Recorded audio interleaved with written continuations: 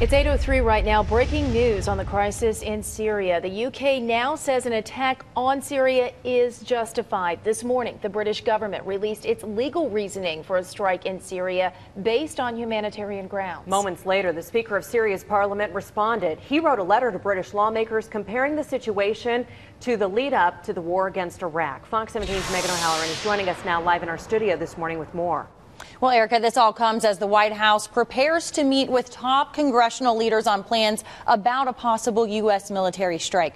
Right now, President Obama is still weighing his options on what role the U.S. should take in responding to the crisis. And with the military strike on Syria being a very real possibility, what does this mean now for the United States? I'm joined live with Vanderbilt international law professor Mike Newton, joining us from Vanderbilt Law School. And Mike, the UK has just said that an attack on Syria is justified. What kind of international ripple effect could we be seeing from this?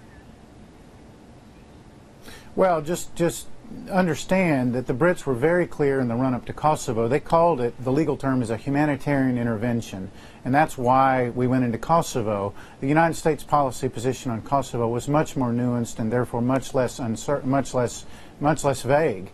A true humanitarian intervention in Syria means that you're focused on minimizing the humanitarian crisis that continues to unfold. So that would mean things like a humanitarian corridor for relief supplies, potentially a no-fly zone so that refugees can go and be safe and get medical care.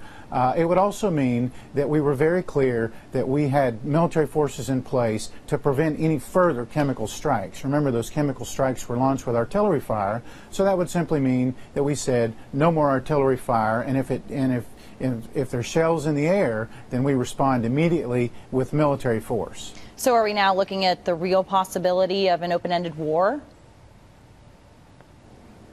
Well, it depends on how the international consensus builds on what the real military objectives are.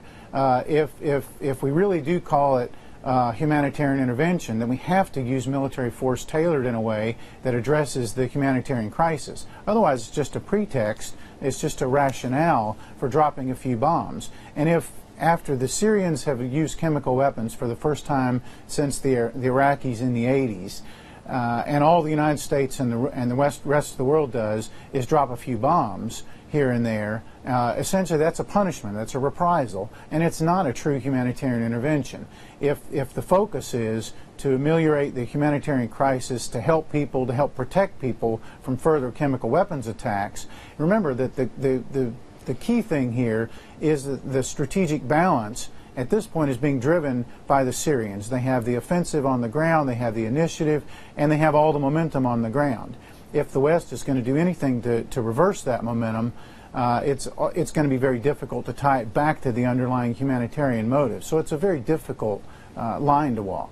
All right, Mike Newton, Vanderbilt law professor, joining us live this morning. Thank you for your time.